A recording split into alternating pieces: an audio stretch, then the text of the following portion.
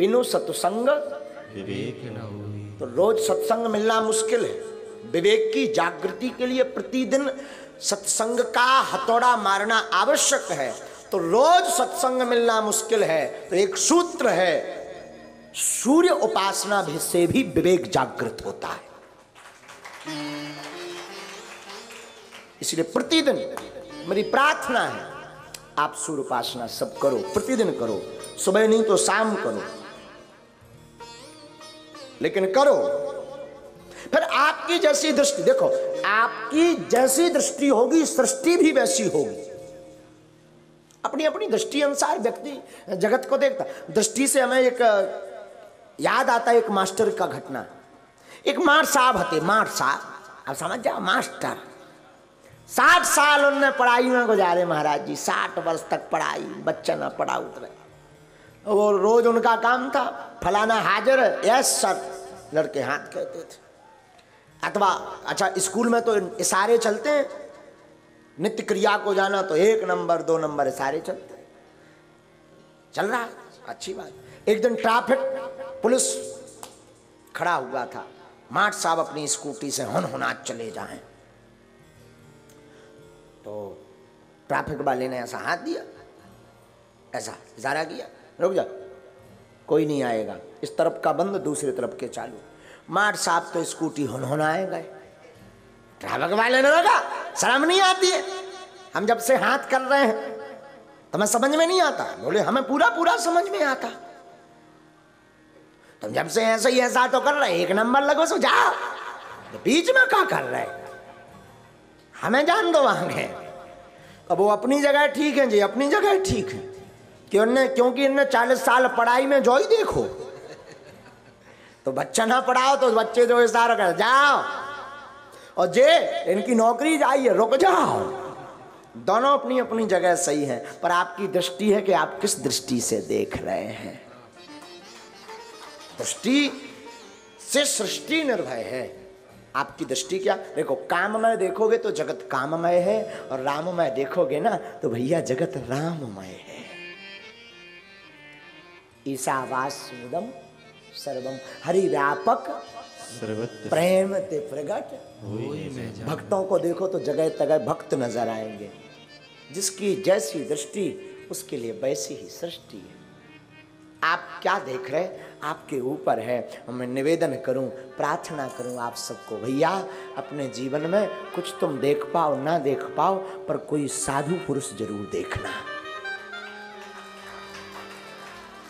बिना चपरासी के जज का मिलन नहीं होता, बिना चपरासी की यस नो के जज का मिलन नहीं होता, अधिकारी का मिलन नहीं होता। उसी प्रकार बिना साधु के भगवंत का मिलन नहीं होता, बिना संत के भगवंत का मिलन नहीं होता।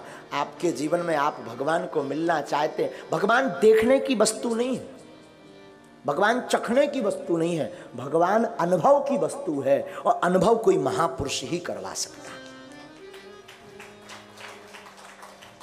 और बुरा ना माने तो मेरा एक सूत्र है, हमेशा बोलता है दास, भगवान प्रदर्शन का विषय नहीं, दर्शन का विषय है। भगवान प्रदर्शन के विषय नहीं है, भगवान दर्शन का विषय है। गुरु की महिमा या किसी संत के चमत्कार प्रदर्शन का विषय नहीं है, दर्शन का विषय है। और बागेश्वर धाम की बात करूं तो बागेश्वर धाम भी प्रदर्शन का विषय नहीं, दर्शन का विषय है।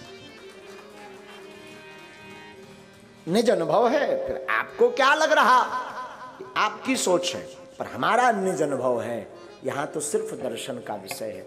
हम मिलें ना मिलें, अर्जी लगे ना मिले, लगे पर्चा बने ना बने, पर उसके चरणों में अगर आपकी चर्चा हो गई ना तो जय जय। हाँ, और एक बात, सूर्य उपासना पर ही चर्चा कर रहे हैं। सूर्य उपासना से विवेक जागृत होता। विवेक का मतलब होता सत असत विवेचनीय बुद्धि का मालिक का, सत्य और असत्य का जो ठीक से विवेचन करे, उस बुद्धि का जो मालिक है उसे विवेकवान कहते हैं। और केवल बुद्धि का मालिक नहीं, सत्य और असत्य जान करके जो असत्य को त्याग दे, सत्य को स्वीकार कर ले, जो ऐसे चले वही विवेकवान। और आप हमसे पूछो कि सत्य क्या है, असत्य क्या है, तो गोस्वामी जी की पंक्ति सिद्ध करती, ओ मां कहूं मैं अनुभव अपना। क्या? सत्य हरि भजन जगत सब सफला। केवल राम सत्य है, only Ram is true, only Ram is true. केवल राम सत्य है, बाकी जगत असत्य है। केवल सत्य नारायण ही सत्य है, बाकी सब असत्य है। हम आप ये चांदनी ये लाइट सब जाना है एक दिन भैया, 4 दिन की चांदनी फिर अंधियारी रात।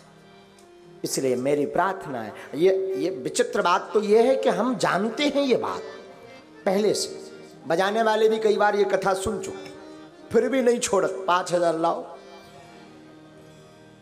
कथा व्यास भी जानते हैं, फिर भी 2 लाख दो तो हम आए, तो नहीं आएंगे।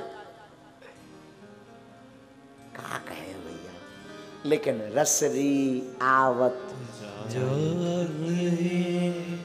सिल पर। और बड़ी बात बोलूं तो आप गांठ बांध लीजिए श्रीमान। आपसे कोई पूछे कि महाराज जगत असत्य तो परमात्मा सत्य कैसे हमारे हृदय में बैठेगा, तो बात वही होगी, ज्ञानामृत है, पंचामृत है, चरणामृत है, रसामृत है, सुधामृत है, तो कथामृत आप स्वीकार करो। जगत सपना और राम सत्य लगे।